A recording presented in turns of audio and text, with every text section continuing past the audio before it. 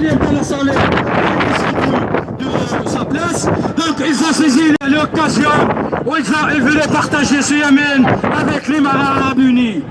Malheureusement, l'Occident, la famille de Saoud, on les connaît tous. C'est une famille de criminels. C'est pas... Alors bonjour, salam alaikum, vous êtes sur le globe. Comme je suis au parvis des droits de l'homme, il y a en fait un rassemblement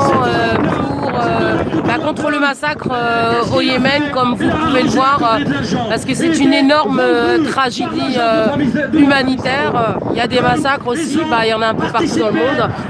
Mais voilà, puisque je suis là, voilà, je vais filmer un peu. La plus ancienne civilisation au Moyen-Orient. Mais malheureusement, nous, tous, comme peuple, comme opinion publique, où sommes-nous? Regardez, comptez-nous, combien on est? Cinquantaine? Ça fait des milliers d'innocents qui sont tombés pendant cette zone de guerre.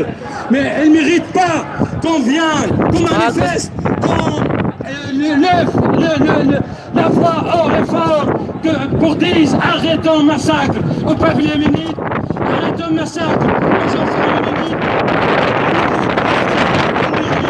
Ce peuple-là, c'est un peuple pacifique. Jamais il a fait de mal à personne. À qui il a fait de mal à personne? Mais malheureusement, malgré ça, ces enfants, ces innocents, en train de tomber l'un après l'autre, sans aucune raison, sans aucune énergie aussi.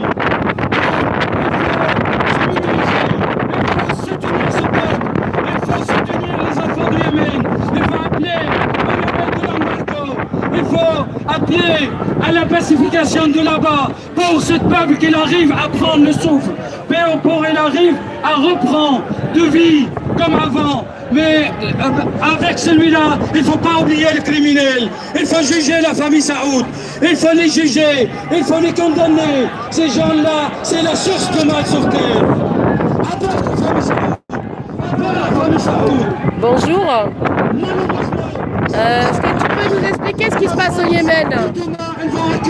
Au Yémen, il y a une guerre depuis plus de 3 ans, menée par une coalition avec l'Arabie Saoudite et les Arabes, l'Égypte et d'autres pays arabes, malheureusement, des pays criminels qui participent à ce massacre au contexte de le peuple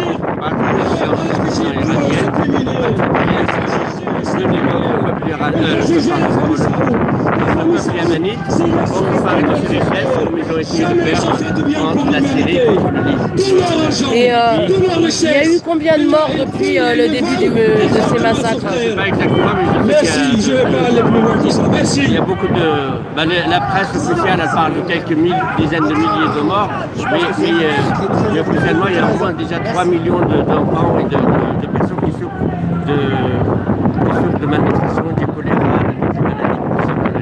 Il paraît qu'il y a une crise vraiment absurde, très aiguë là-bas. C'est ce que j'entends dire. Et qu'ils ne pourront rien arrêter. Et par hasard, par malheur,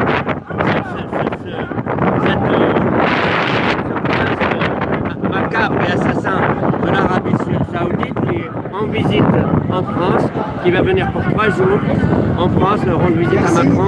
Et cette France même qui lui a vendu des avions et de la... Il y a eu des gros contrats d'armement entre la France et l'Arabie Saoudite. Ça, c'est vraiment des contrats juteux pour la France, ça on est au courant. Et nous appelons le peuple français, nous appelons les forces démocratiques françaises, toutes les forces progressistes contre la guerre et pour la paix, d'intervenir et de faire cesser cette agression contre le peuple yéménite et contre d'arrêter de soutenir ce roi, ce prince macabre et assassin qui assassine son peuple et qui assassine surtout le peuple yéménite qui a participé également à la coalition contre la Syrie, malheureusement. Ouais, merci.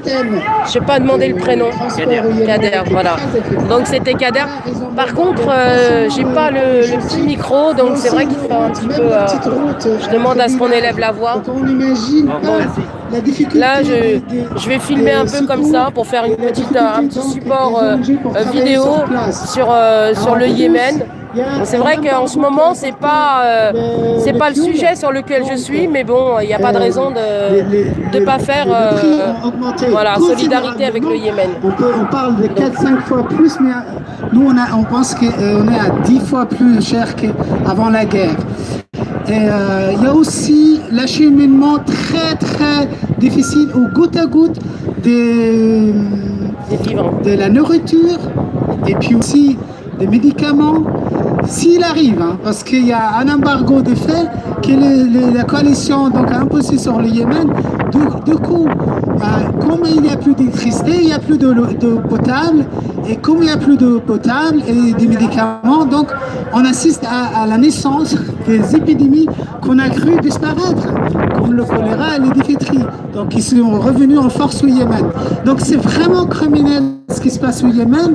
Si la communauté internationale ferme les yeux, si la communauté internationale aide le criminel donc à imposer un blocus terrible et inhumain sur le Yémen, donc on est aussi criminel.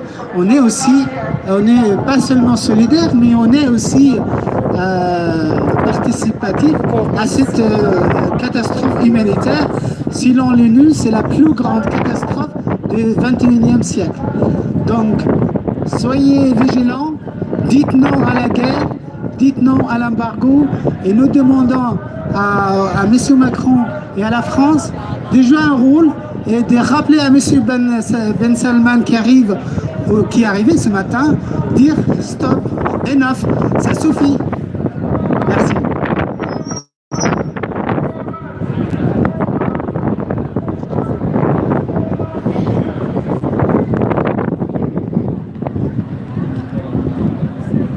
Alors voilà, nous sommes sur le parvis des droits de l'homme, hein, comme vous le savez, je vous l'ai dit tout à l'heure. Et voilà, je vais demander... Bonjour monsieur, salam alaikum. Je voudrais savoir pourquoi vous êtes là aujourd'hui. Là vous êtes en direct sur le Globe 777. No, you don't speak, ok. You speak English, you speak pas French. Oui, ok. Bonjour, salam alaikum. Vous avez envie de vous exprimer? Vous êtes en direct sur le Globe 777 par rapport au Yémen en fait. Vous avez envie de parler ou pas? Non. Non, d'accord, ok. Non mais je demande directement. Voilà, parce que c'est vrai que on ne savait pas qu'il y avait ce petit rassemblement. Donc voilà, c'est vrai qu'on n'est pas nombreux, mais bon, c'est un rassemblement, c'est une action. C'est pas les plus gros rassemblements, comme je vous dis, qui font bouger le plus de choses. Là, ils ont mis la musique. Donc voilà, en gros, ce qu'ils disent, c'est que la crise humanitaire s'intensifie de plus en plus, que les maladies qui avaient reculé durant ces années, elles ont pu progresser et que le massacre dure depuis plus de 3 ans. C'est vrai que le Yémen a connu des bombardements intensifs avec des destructions de mosquées, d'hôpitaux, d'infrastructures qui doivent servir normalement aux êtres humains. Ce qu'on peut remarquer, c'est que dans ce monde, on ne respecte plus du tout. Il n'y a plus de guerre humaine, quoi. Les guerres, on n'en a rien à faire. On utilise des agents chimiques, on bombarde à tout va. Et peut-être que si les gens se réveillaient et disaient stop tout simplement à la guerre, vous allez me dire que c'est une utopie parce que la guerre est un business. Mais il faut savoir que la guerre ne profite qu'à un certain nombre de personnes. Elle ne profite pas réellement aux citoyens ou aux habitants de la Terre. On pourrait tous très bien vivre sans avoir aucune guerre, mais voilà quoi.